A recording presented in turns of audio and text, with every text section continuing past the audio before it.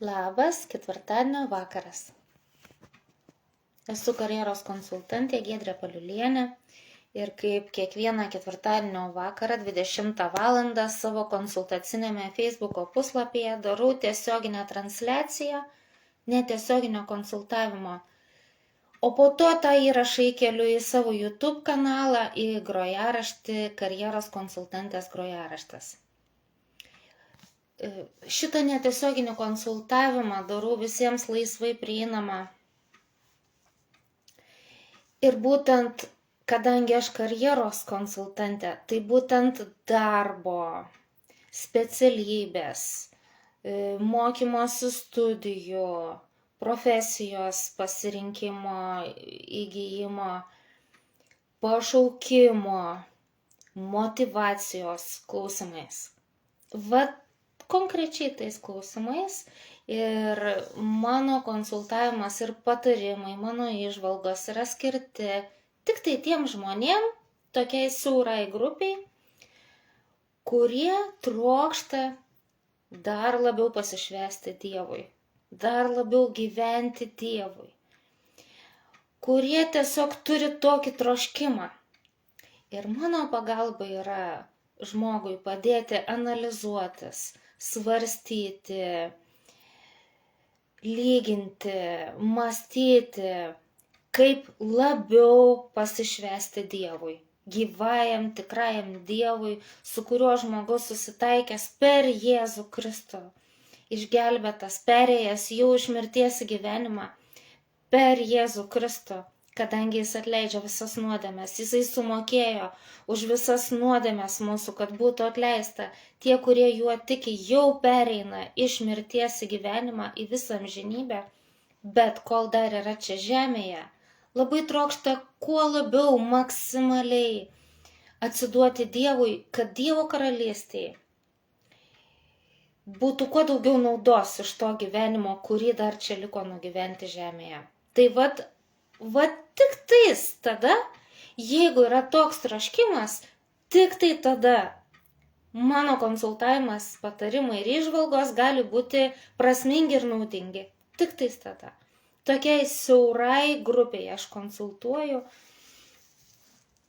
Šiandien trumpai, bet labai svarbiai, aš noriu atkreipti jūsų dėmesį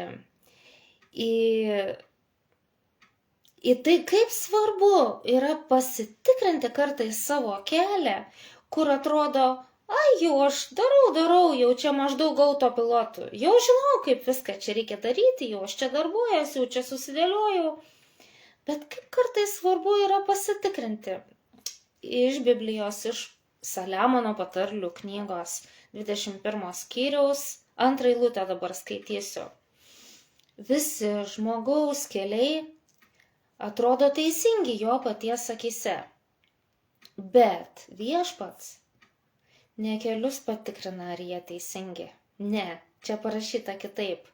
Bet Viešpats pasveria širdį. Akcentas į širdį.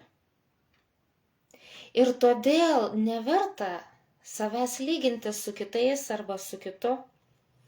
Ir sakyti, tai aš darau kaip ten, jie. Krikščionės pasišventę, jie taip daro ir aš kaip jie. O kodėl man negalima, jiem galima. O ten mačiau, tas daro, jau jisai koks tarnautojas ten. O kodėl man negalima? Aš taip pat kaip jis, tą patį darau. O sąžinė kažką tai ten tau klibina sąžinė ir sako, ar čia viskas gerai. Nes jeigu tu Dievui pasišventęs ir trokšti jam gyventi, tai tu atgimęs ir turi šventąją dvasią. Ir jinai tau į sąžinę kažkiek tai beldžiasi, švelniai. Ir tu sakai, tai kiti taip daro. Tas mano gerbiamas pamokslininkas, kurį aš paskaitau, jo raštus skaitau, ten iš 16 amžiaus kažkoks tai eidavo į aludę ir sakydavo, kad reikia, jeigu jau gerti alų, tai tik labai gerą alų. Ir girdavo tos smuklės savininką, kam jisai va tokį labai gerą alų ir laimindavo tos smuklės savininką, pasimelsdavo už jį. Ir tu galbūt sakai, nu tai aš irgi va, turiu savo smuklę tai 16 amžiuje. O kaip tas pamokslininkas ten eidavo, kaip jis ten melsdavos už tą savininką, pats sakydavo, vat, o jo pamokslų visas pasaulis paskui klausosi iš 16 amžiaus. Tai bet viešpats pasveria širdį. Tai kokį jis turėjo supratimą ir pažinimą iš viešpatės, tai dar nereiškia, kad tavo supratimas ir pažinimas yra tame pačiame lygyje, kad tau Dievas tiek pat atskleidė, kiek jam. Ne tiek pat, skirtingai. Skirtingai. Ir tas pats kelias, kur atrodytų, tas taip darė ir tu taip darai, viešpats širdį pasveria. Arba, pavyzdžiui, iš to Amerikoje dar kai buvo teisėta vergovinė santvarka, dar iki panaikinimo vergovinės santvarkos, kai juodaodžius plukdydavo laivais vergystėn. Tai buvo atgimęs, atsivertęs Jėzų Kristų, labai nuoširdžiai žmogus, vieno vergų laivo savininkas. Oi, jis ne savininkas, jis buvo pasamdytas šeimininkauti, savininko pasamdytas, kad būtų kapitonas to laivo, kuris gabena vergus į vergystę. Sąlygos būdavo labai prastos. Vergai gabenami būdavo tokiom labai žiauriom sąlygom, kaip net šiais laikais, tai net gyvūnai taip. Jeigu šeimininkai myli savo gyvūnus, niekada tokiom sąlygom jokio savo gyvulio ar gyvūno negabentų. Kaip tada, kad būdavo žmonės vergai gabenami. Didelis skaičius jų nenukeliaudavo iki Amerikos, ten, iš kur jie ten, iš Afrikos, iš kur jie ten, aš nelabai dabar čia gilinos, ne tame esmė, iš kur juos gabendavo. Labai daug kas mirdavo, neišlaikydavo tokių žvėriškų sąlygų, kokiom ten juos gabendavo. Jie ir susirgdavo, užsikrėsdavo vieni nuo kitų, neištverdavo, neištempdavo, numirdavo tiesiog. Bet tas, kadangi jau įtikėjęs į Jėzų Kristų savo gelbėtoją, gavęs atleidimą savo nuodėmių iš pasigailėjimo, jo širdyje toks gailestis ir rūpestis. Vergovinė santvarka būdavo teisėta.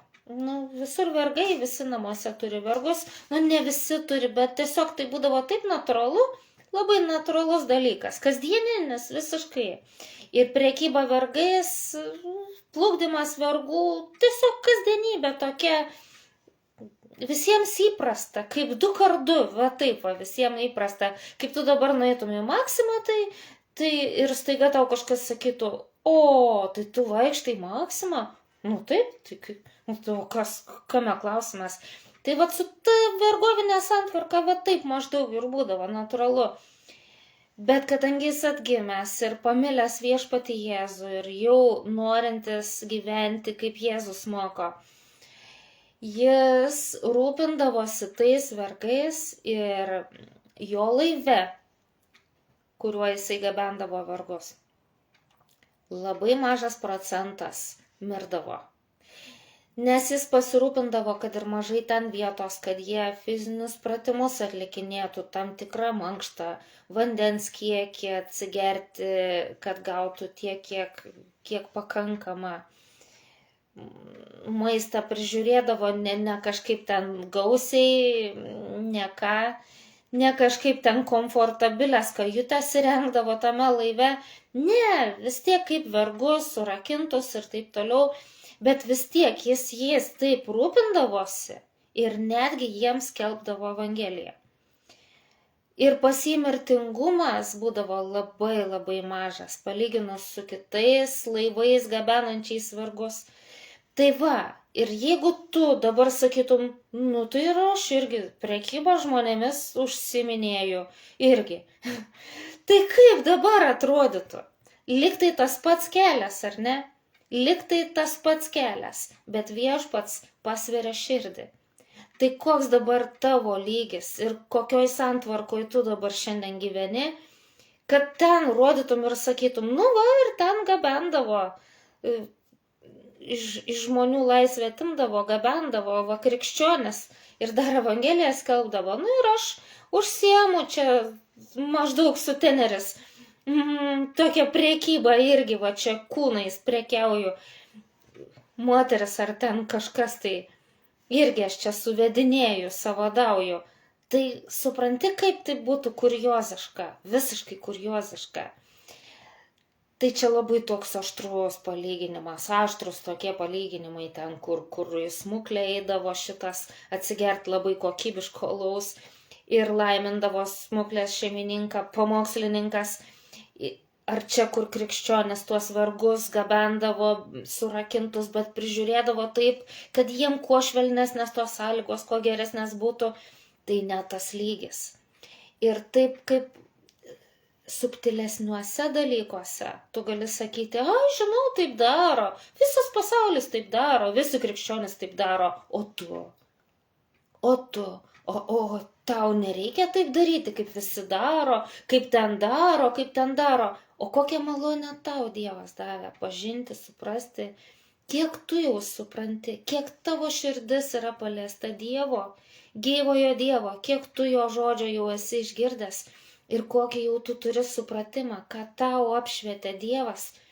Nedrįsk savęs lyginti su kažkuom ir teisintis ir sakyti, tai vai daro ir aš darysiu, nors tu žinai, kad tau šventoji dvasia į tavo sąžinę beldžiasi ir sako, ne, čia Dievui nepraeina. Jeigu atsimink Ananiją ir Safyrą jo žmoną, jeigu jie netgi tokį gerą darbą darė, savo nekilnojamą turtą pardavė ir atnešė beveik visus pinigus atnešė prie apaštalų kojų, kad būtų išdalinta kitiems krikščionims bendruomeniai, kam kiek reikia, kam kiek trūksta, kokiems reikalams, kam reikalinga. Atnešė beveik viską, beveik visus pinigus. Tik pasakė, kad visus. Ir Dievui tai nepraėjo. Kam jie pasakė, kad visus? Tai koks Dievas yra šventas? Jie mirė iš karto tą pačią dieną, negyvi. Ir Petras pasakė, ką jūs sugalvojate apgauti šventąją dvasią? Dievas tiesiog parodė, taip akivaizdžiai parodė, kad melas ir netyrumas, apsimetinėjimas nepraeina. Dievas mato slaptus dalykus, jis sveria širdį. Kelias žmogui atrodo, viskas va kaip ano kelias ir mano toks pat. Bet Dievas jo širdį pasveria ir tavo širdį pasveria.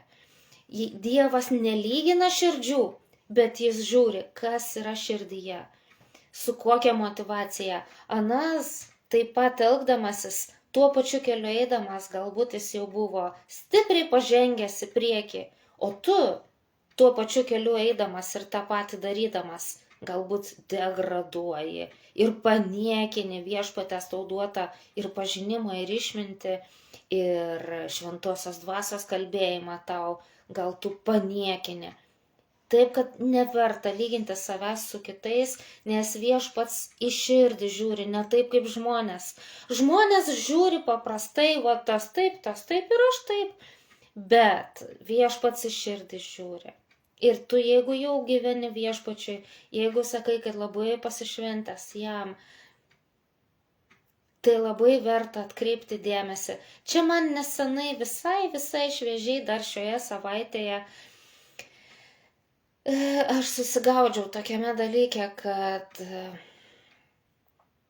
darau, kaip kiti nesusimastytų. Aš taip save teisindavau, bet jau kurį laiką, jau netgi keletą mėnesių, gal 3 mėnesius, gal 3,5 mėnesio, kaip jutau savo širdyje, kad mano sąžinė yra klibinama Dievo, klibinama mano sąžinė ir atrodytų tokioj smulkmenytėj, nu Dieve, visi taip daro, nu kas čia menkniekėlis, bet tai rodė, kada aš prileidžiu tokį netyrumą, prileidžiu tokį, nu, čia nei vagystė, nei kažkoks tai sukčiavimas, bet toks vat netyrumas, kuris rodo mano prileistą pasitikėjimą,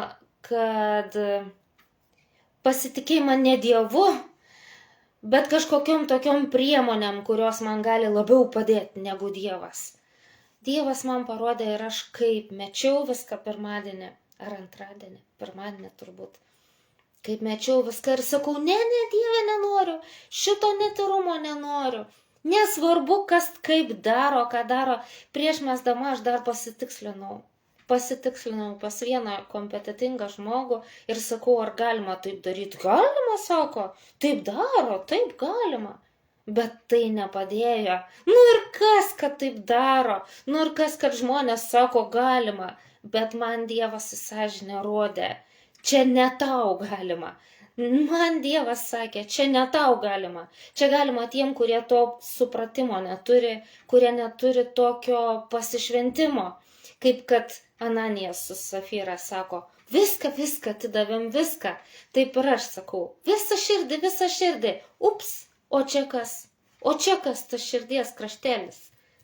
Nu, čia visi taip daro. Ne, jeigu tu sakai, kad visą širdį, tai vat, nepraeina, Dievas rodo, iš savo malonės, iš savo gerumo parodo. Ir taip gera atsikratyti kažkokiais netyrumais, kažkokiais, kuo tu pasikliavai ne Dievu, bet kažkokią priemonę, kažkokiu tokiu pasaulietišku, žmogišku įrankiu, kur visi pasitikė, bet ten netyrumo yra ir sąžinė klibinama šventosios dvasios. Aš drąsinu jūs pasitikrinti savo kelius, pasižiūrėti. Paskui sąžinė užtyla, paskui šventoji dvasia neberodo, širdis užkietėja ir tu nebesi tokiame dideliame pasitikėjime Dievu. Tu nebeturi tokio džiaugsmo, kokį turėtum, jeigu visiškai atsisakytum kiekvieno šapalo netyrumo. Kiekvieno. Tada toks džiaugsmas, tokia laisvė, toks pasitikėjimas Dievu. Tai taip verta. Jeigu jau nusprendė gyventi Dievui, tai tik iki galo. Labai neverta dar kažko prisilaikyti, pasisaugot, pasilaikyti, pasikišus kažkur tarsi nuo Dievo slepiant. Taip neverta. Gali būti tokie pasiteisinimai, kurie yra neteisingi. Pavyzdžiui, žmogus gali sakyti, nuo manęs dar netaip nusuka. Ką aš čia biškutį iš darbo parsinešiu? Tokie čia kelis centus kainuoja. Ką čia jau? Nuo manęs dar netiek nusuka.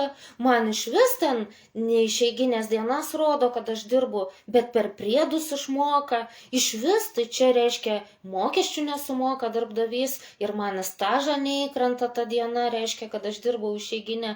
Tai mane dar netiek apsuka. Ką aš čia parsinešiau už kelis centus? Kažką čia tokio popieriaus lapo. Tai tu nusipirk tų popieriaus lapų iš kanceliarinių prekių. O kas yra? Tai čia galima, čia nepalikinėk tokių dalykų, labai neverta. Labai verta turėti savo sąžinę gryną, švarę, tyrą, visiškam pasitikėjime Dievu. Tu nepraturtėsi, kad parsineši tų lapų, ar ten kažko, ten tą saldainį kažkokį. Aš tokias vardinu bet ką, kas ant celės, taip sakant. Bet tu žinai, kas tai gali būti, kad tu darbe gali sakyti, čia man į tašę galima, į kišenę, į burną, čia nesvarbu, iš manęs dar netiek nusuka. Mane dar netaip apgauna. Bet, tai kam tu gyveni, viešpačiui Dievui, ar kažkam, kas tave dar netaip apgauna? Tai kuom tu pasitiki ir prieš ką tu stovi? Neverta taip taip vat numoti, ai, čia galima, čia negalima. Negalima, jeigu jau sąžinė klibinama, jeigu jau jauti tokį jau signalą, tai labai verta išsilaisvinti, išsižadėti. Kiekvieno tokio pagundimo, nors kažką, nors siūlą kokį pasiėmus ne savo, jau geriau ne. Tai bus visiškas pasitikėjimas Dievu. Arba gali būti toks pasiteisinimas dar. Jeigu ne aš, tai kažkas kitas tą vis tiek darytų. Nu tai ar aš tą darau, ar kažkas kitas darys. Dar geriau, kad aš darau, nes aš krikščionis, tai aš dar bedarydamas mintyse palaiminu tą žmogų. Nu pavyzdžiui, alkoholio parduotuvėje dirbi pardavėjas. Alkoholio pardavėjas. Ir tu sakai, jeigu aš nedirbčiau alkoholio pardavėjų, alkoholio ir cigarečių, skyrius va toks, ir aš čia dirbu. Jeigu aš čia nedirbčiau, tai kitas dirbtų. Tai vis tiek parduotuvė neužsidarytų, alkoholio skyrius neužsidarytų, tai kažkas kitas pardavinėtų. Tai jau geriau aš pardavinėju, tu taip teisinės, jeigu tarkim taip yra. Arba panašiai, arba kažką panašiai. Lošimų namuose, ten pavyzdžiui kazino, kur tie lošimai, kur pinigus pralošinėja žmonės, įsiazartina ir tampa priklausomi nuo to. Ar ten koks lažybų punktas, ar kas ten, tu sakai, tai kitas žmogus dirbtų. O aš čia vis tiek jau įsidirbęs, čia aš algą gaunu, tu algą gali kitur gauti. Kam tu čia teisintis ir būti čia, kur tu esi tas, tikrai ne Dievui garbė. Tikrai ne Dievui garbė, jeigu tu alkoholį pardavinėji alkoholio skyriui konkrečiai. Ne taip, kad čia pilna parduotuvė visko ir tu pardavėja ir tu, kaip ir, būna ten, kad ir alkoholį dar kažkas perka, bet ir maisto prekės, pramoninės viską perka, bet tu jau konkrečiai alkoholio ir tabako kažkoks va toks kažkas, ar ten bare kažkokiam, kur pilstai. Ir tu sakai, jeigu ne aš, tai kitas bus. Palauk, o kaip tu prieš Dievą? O ar tau reikia kieno tu įrankis? Ar nuodėmės įrankis? Ar šio pasaulio kunigaikščio tarnyboje poste pastatytas tu? Jeigu ne tu, tai kitas, bet tu tai šviesos vaikas. Dievo vaikas, gyvo Dievo vaikas, kuris viską, ką bedarytų, yra raginamas daryti ne savo, o Jėzaus Kristaus vardu. Ar tu įsivaizduoji Jėzų Kristų alkoholio pardavėjų, alkoholio ir cigarečių pardavėjas? Va taip stovi ir pardavinėja. Ir laimina mintise to žmonės. Taigi čia absurdas. Kam taip teisintis, juk neverta, ar ne? Jeigu jau nusprendai, kad Dievui, jeigu jau trokšti Dievui ir gali sakyti, bet aš algos negausiu, kur aš kitą darbą gausi tu kitą darbą, tu pasimelsk. Dievas širdį mato iš tingėjimo, iš nenorėjimo pereiti kitą darbovietę, pereiti kitą darbą, iš to įsivažiavimo, iš paprasčiausios tinginystės, kad nepaliktum savęs va taip velnio tarnyboje. Velnio tarnyboje Dievo vaikas stovi ir tarnauja velnio reikalams, kad tik toks absurdas nesigautų. Arba dar būna toks pasteisinimas, man reikia vaikus išmaitinti. Man vaikus reikia išmaitinti. Arba tėvus man reikia išlaikyti. Susenę tėvai reikia išlaikyti, kainuoja daug vaistai, ten pampersai tie, kažkas.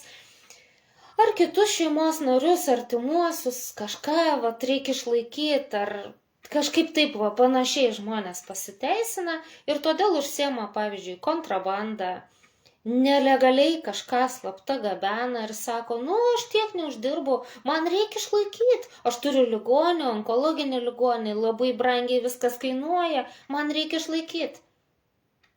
Tai tada tu leidi save naudoti, vėlgi nuodėmei, kaip nuodėmės įrankis būti, tu leidi va taip. Neverta. Neverta. Ar vaikai valgyti neturės, ar onkologinis ligonis vaistų neturės, ar kažką. Čia iš tikrųjų net ne to reikia ieškoti, kad onkologinis ligonis vaistų turėtų pakankamai, vaikai valgyti turėtų pakankamai, net ne to. O jeigu tu Jėzaus Kristaus mokinys, tai Jėzus kaip sako, nesirūpinkite, ką valgysite, ką gersite, kuo vilkėsite, viso to ieško pagonis. Dievo nepažįstantis, ne Dievo vaikai. Kaip? Tai aš badausiu. Palauk, sako, jūsų dangiškasis tėvas žino, kad jums to reikia. O jeigu nepasimsiu ir man neduos, aš dangaus nukris, aš turiu suktis, turiu pats kombinuoti, turiu palauk. Jūs pirmiausia, Jėzus sako, ieškokite Dievo karalystės ir jo teisumo, o visa tai bus jums pridėta. Dievo karalystės ieškoti, tai ne ta prasme, kaip tie klėstėjimo mokytojai iškrypėliškai moko. Tai ieškoti kažkokių tokių stebuklingai veikiančių dėsnių ir principų, kurie tave klestinti padarytų. Jie taip moko. Dievo karalystės ieškoti, tai reiškia ieškoti stebuklingo tokio aukso gyslos, kur taip tu taip patiki, arba taip pasėjai kažkokį lauką, kad tau kaip užauga pinigai iki dangaus. Ne to ieškoti. Ieškoti Dievo karalystės ir jo, Dievo teisumo, tai reiškia ieškoti Dievo karaliavimo ir to, kas teisinga Dievo akyse, kas pagal Dievą, kas teisinga ir priimtina Dievui, Dievo akyse. Ką sako Dievas? Čia yra paprasta. Tu tiesiog žiūri, tu jeigu Jėzaus Kristaus mokinys, tai ir žiūri, ko moko Jėzus. Jėzus atėjo mums siųstas tėvo, kad mes aiškiai matytume tėvo valią. Čia nereikia apsimetinėti, kad tau neaišku, kad tu čia kažkokių ieškai bangų, kažko. Žiūrėk į Jėzų. Ta, ką jis moko, tai ir yra teisinga. Nieko čia. Čia yra paskutiniai laikai, kur pasakyta, padarykite mano mokiniais visų tautų žmonės. Tai Jėzaus mokiniais. Čia nereikia nieko fantazuoti, filosofuoti. Čia yra taip aišku, tu žiūri Jėzaus mokymą ir tu žinai tėvo valią. Ir Jėzus turi ne kokią kitą valią kaip tėvo. Ir va taip. O visa tai bus jums pridėta. Galbūt ne tokiais kiekiais, kaip tu užsidirbi kontrabandą užsimdamas. Ar ten nuslėpdamas mokesčius, ar nuslėpdamas dalį mokesčių. Tai čia yra iš tikrųjų tarnavimas mamonai ir pasitikėjimas mamona. Tai stabmeldystė. Nieks negali tarnauti dviem šeimininkam, Dievui ir mamonai. Tai vis tiek turi apsispręsti. Abraomas Izaoką savo vienintelį sūnų paaukojo, kuriame buvo visi Dievo pažadai. Ir ėjo aukoti, ėjo jį nužudyti. Tai, o tu sakai, valgyti neturės vaikai, ar kiti šeimos nariai, ar vaistų neturės. Tai kas tau svarbiau? Ar kaip Dievas, ar kas yra teisu Dievo akyse? Dievas gali išgydyti ir be vaistų. Arba gali Dievas duoti malonę pro kitur, kitaip, jeigu tu Dievu pasitikėsi. Ir maisto užteks, nes sako, jūsų tėvas, dangiškasis tėvas žino, kad jums to reikia. Bet jeigu jūs žiūrėsit pirmiausia, kas pagal Dievą teisinga, visa tai bus jums pridėta. Taip sako Jėzus. Tiesiog tu apsisprendi tikėti Jėzum, arba tikėti mamoną, arba tikėti pasaulietiškų mąstymų, kad pats kombinuosiu, pats žiūrėsiu, pats Dievas neduos, kad tavo toks tikėjimas. Bet taip negali būti, kad tavo toks tikėjimas, nes konkrečiai tie, kurie klausosi, tai tie jau, aš žinau, jūs pasišventę Dievui tarnaut. Tiesiog turbūt kartais susimiršta, todėl, kad mes gyvenam pasaulyje ir zirzė tos pasaulietiškos nuomonės, pasaulietiškos šnektos aplinkui ir medija, radijas, internetas, žmonės, aplinkiniai, zvimbė, zirzė, visi aplink pasaulietiškai mąstantis transliuoja tas pasaulio mąstymo vertybės, įsitikinimus ir kad neapsikrėsti jais, mums vertinga pasitikrinti, peržiūrėti, laikyti savo sąžinę tyrą, atvirą prieš Dievą, būt pasiruošus, stop, atsisakyti, kas netyra, pasilikti Dievo žodyje, Jėzaus Kristaus mokyme, tai labai svarbu. Būkite labai palaiminti, pasitikėdami Dievu ieškodami pirmiausia Dievo karalystės ir jo teisumo, kas teisinga jo akyse, visa kita bus pridėta. Su Dievu.